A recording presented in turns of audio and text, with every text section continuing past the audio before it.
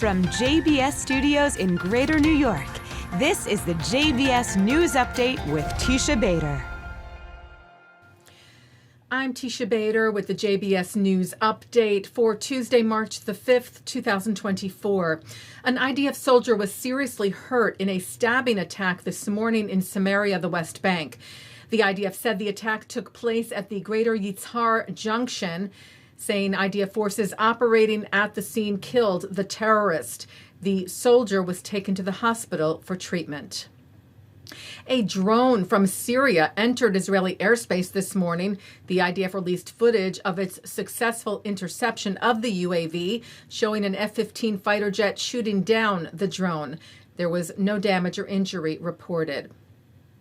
The IDF shared footage today of a massive Gaza terror tunnel initially found back in December that has now been destroyed. The IDF said this was the largest Hamas terrorist tunnel discovered in northern Gaza, which had multiple branches and was dug from northern Gaza and attempted to cross into Israeli territory, and was used by the most senior Hamas officials, the IDF said, including Hamas leader Yahya Sinwar.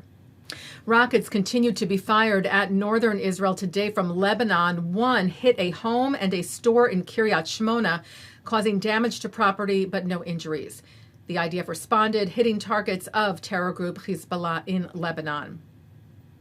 The man killed yesterday by an anti-tank guided missile fired from Lebanon was identified as 31-year-old Patni bin Maxwell, who was from India, not Thailand, as had been reported. He was working in an orchard in northern Israel when the missile, believed to have been fired by Hezbollah, hit the area, also injuring 7 other foreign workers. Israel's Defense Minister Yoav Gallant met today in Tel Aviv with U.S. Special Envoy to the region Amos Hochstein about the situation on Israel's northern border with Lebanon and the continuing threat from Hezbollah. Hochstein urged diplomacy in resolving the conflict. Gallant said in return, "We are committed to the diplomatic process. However, Hezbollah's aggression is bringing us closer to a critical point in decision-making regarding military activities in Lebanon." The United Nations representative on sexual violence in conflict, Pramila Patten, presented a 24-page report to the UN yesterday on her and her team's findings after spending 2.5 weeks in Israel and the West Bank, gathering evidence and testimonies from survivors of the October 7th Hamas massacre, as well as witnesses, released hostages, and others. The report concludes that there are reasonable grounds to believe that conflict-related sexual violence occurred at several locations across the Gaza periphery, including, it wrote, in the form of rape and gang rape during the 7th of October 2023 attacks, and found clear and convincing information that sexual violence, including rape, has been committed against hostages and has reasonable grounds to believe that such violence may be ongoing against those still held in captivity. Praten called for a fully fledged investigation. Hamas has denied the report's findings, and Israel's President Isaac Herzog said Hamas and its allies are trying to discredit the report to escape from this horrific shame. They will not succeed. Herzog said the report substantiates with moral clarity and integrity the systematic, premeditated, and ongoing sexual crimes committed by Hamas terrorists against Israeli women, saying the world must react strongly by condemning and punishing Hamas. We must all continue, he said, our relentless efforts to bring all the hostages home to their families. As we can learn from the report, they are constantly under clear and present danger.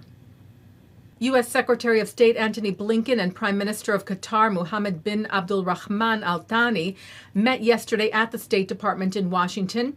Speaking just before the meeting, Blinken said the most immediate and most urgent on our minds and in our focus is the situation in Gaza. And here we have an opportunity, he said, for an immediate ceasefire that can bring hostages home, that can dramatically increase the amount of humanitarian assistance getting into Palestinians who so desperately need it. And it is on Hamas, he said, to make decisions about whether it is prepared to engage in that ceasefire. Al-Thani reiterated that Qatar, the United States, and our partners will be always persistent to make sure that this deal happens, despite whoever is trying to undermine the efforts of bringing peace.